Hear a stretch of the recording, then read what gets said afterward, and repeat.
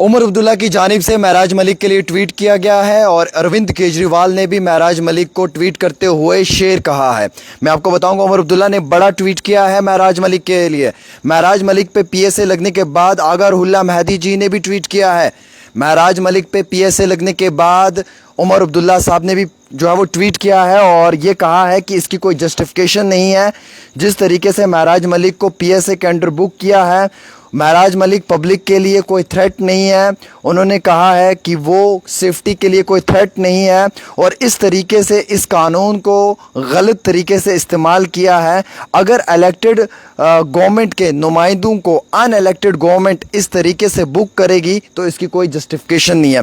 उन्होंने क्लियर इसमें वजाहत करते हुए लिखा है कि अगर अनइलेक्टेड गवर्नमेंट अपने पावर इस्तेमाल करते हुए एक इलेक्टेड रिप्रेजेंटेटिव को जम्मू कश्मीर के अंदर इस तरीके से पीएसए के तहत बुक करेगी तो कहीं ना कहीं लोगों का विश्वास जो जमहूरियत पे है, जो एक फेथ डेमोक्रेसी पे है, उसको लेकर लोगों की जहनियत तब्दील हो सकती है। वहीं दूसरी ओर अरविंद केजरीवाल ने भी अपना ट्वीट कर दिया, जो आम आदमी पार्टी के यानी कि फाउंडर हैं और जो फॉर्मर चीफ मिनिस्टर हैं दिल्ली के, उनकी जानिब से एक ट्वीट आया। उन्होंने इस ट्वीट में कड़े अल्फाजों में मजम्मत किया और उन्होंने कहा कि महराज मलिक ने एक हॉस्पिटल के लिए डिमांड की थी।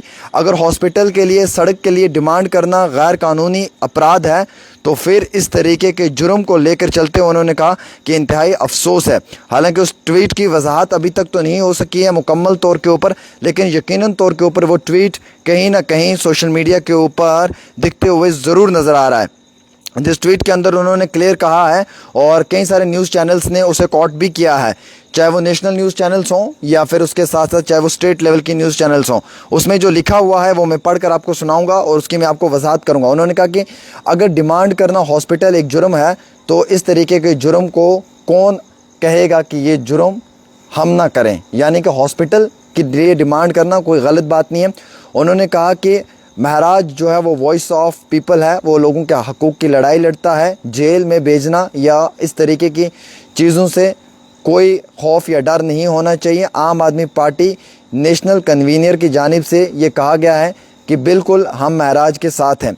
हालांकि उन्होंने ये भी कहा, आम आदमी पार्टी के जो चीफ़ है अरविंद केजरीवाल, उन्होंने कहा कि जो डिटेंशन हुई है एमएलए की, जो जम्मू कश्मीर के विधायक हैं डोडा कॉन्स्टिट्यूंसी 52 से महराज मलिक, उन पे जो ये पीएसए लगा है वो इसलिए लगा है क्योंकि उन्होंने अवाम के हकूक़ की बात की। उन्होंने अपने कॉन्स्टिट्यूंसी के अंदर डिमांड की हॉस्पिटल के लिए, जो कि बिल्कुल एक जुर्म नहीं है। अगर एक इलेक्टेड एमएलए को आप इस तरीके से जेल में धकेल दोगे तो ये बिल्कुल सरासर नाइंसाफ़ी है। उन्होंने कहा कि महराज मलिक जो हैं वो शेर हैं आम आदमी पार्टी के और हम इस समय महराज मलिक को जो है वो बहुत क्लोजली वॉच कर रहे हैं। उन्होंने ये भी कहा कि महराज मलिक जो है वो वॉइस ऑफ द पीपल हैं, लोगों की आवाज़ है, वो उनके हकूक़ की लड़ाई लड़ते हैं।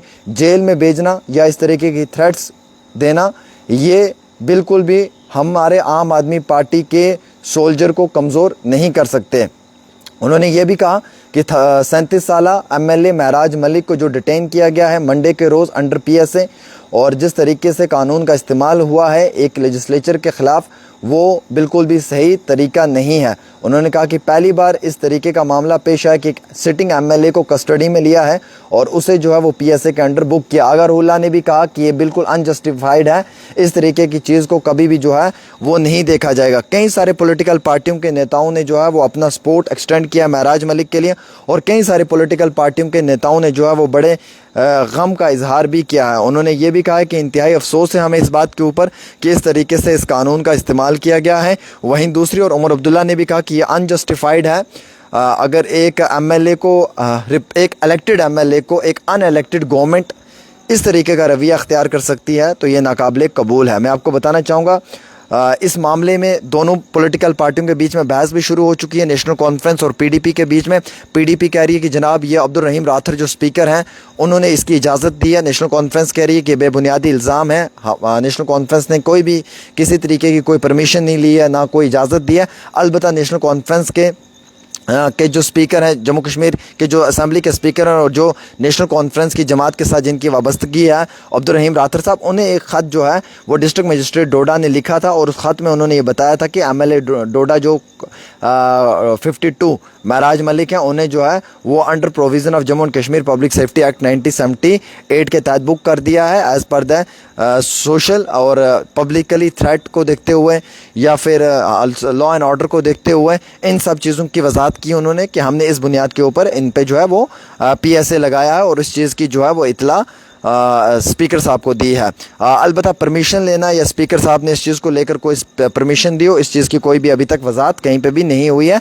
अलबत्ता सोशल मीडिया पे अलग अलग खबरें जो है वो गर्दिश आपको ज़रूर करती होंगी। अब इसमें बड़ी जो बात उमर अब्दुल्ला ने कही वो ये है कि there is no justification for detaining Mehraj Malik under PSA। उन्होंने कहा कि इस चीज़ की कोई भी जस्टिफिकेशन नहीं है कि आप एक महराज मलिक जैसे MLA को PSA के अंडर बुक करते हैं। He is not a threat to public safety, वो पब्लिक सेफ्टी के लिए कोई भी थ्रेट नहीं था और जिस तरीके से इस कानून को इस्तेमाल किया है वो गलत है, रॉन्ग है। उन्होंने कहा कि अनइलेक्टेड गवर्नमेंट अगर अपने पावर्स का इस्तेमाल करते हुए एक इलेक्टेड रिप्रेजेंटेटिव को इस तरीके से जो है वो बुक करेगी या फिर उसे इस तरीके से PSA लगा के डिटेन करेगी तो शायद लोगों का जो people of the J&K to continue to have faith democracy, तो जो जमहूरियत के ऊपर विश्वास है या जो विश्वास की बात की गई उसके ऊपर उन्होंने ज़ोर और फिक्र करने की कोशिश किया। और महराज मलिक के लिए अरविंद केजरीवाल ने ट्वीट किया, उन्होंने कहा कि अगर हॉस्पिटल की डिमांड करना एक जुर्म है तो मुझे लगता है कि महराज मलिक जो है वो सबसे बड़ा मुजरिम है। तो अब ये सियासत महराज मलिक के बाद और भी गर्मती हुई नज़र आ रही है। पॉलिटिकल पार्टियां महराज मलिक का सपोर्ट कर रही हैं। इसी दौरान में दोनों पॉलिटिकल पार्टीज़ के MLAs, चाहे वो नेशनल कॉन्फ्रेंस के MLAs हों, सलमान सागर, उन्होंने भी अपना सपोर्ट एक्सटेंड कर दिया। जावेद इकबाल बुद्दल के जो MLA हैं उन्होंने भी लिखा, उन्होंने कहा कि CM साहब को इसमें इंटरवीन करना चाहिए, स्पीकर साहब को इंटरवीन करना चाहिए। जो MLA के बीच में और एक DC के बीच में हुआ है वो एक डेमोक्रेसी के लिए ठीक नहीं है, जमहूरियत के अंदर वो चीज़ें अच्छी नहीं हैं।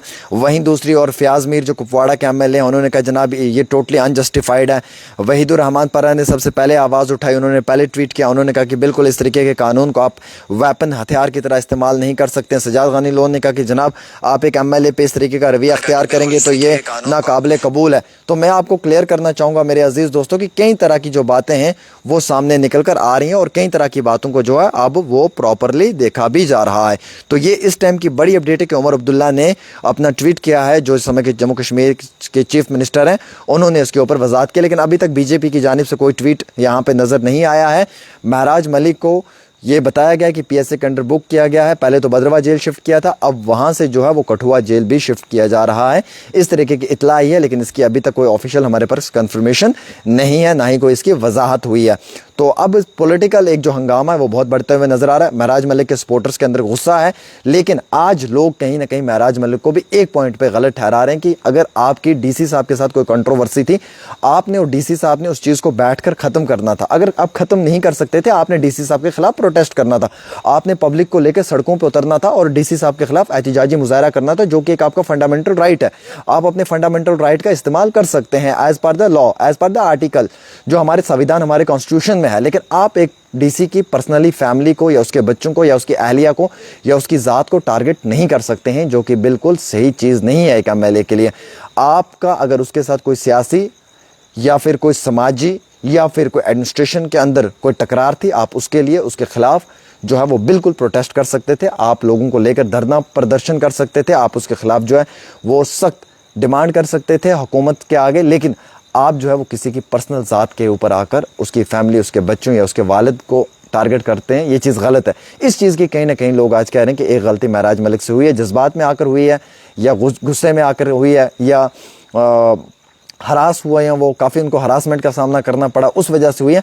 बट उस चीज़ से लोग थोड़े से नाराज़ ज़रूर हैं महराज मलिक से, लेकिन उनके काम की वजह से लोग आज भी महराज को सपोर्ट कर रहे हैं, क्योंकि उनका काम अच्छा था, लोगों के लिए आवाज़ उठाते थे, असेंबली में उस आवाज़ उठाते थे, शराब पे पाबंदी बंद होनी चाहिए, ड्रग्स बंद होना चाहिए, लोग नौजवानों को रोज़गार मिलना चाहिए, अदल और इंसाफ मिलना चाहिए। वो चीज़ें नौजवानों के दिलों में हैं, वो चीज़ें लोगों के दिलों में हैं।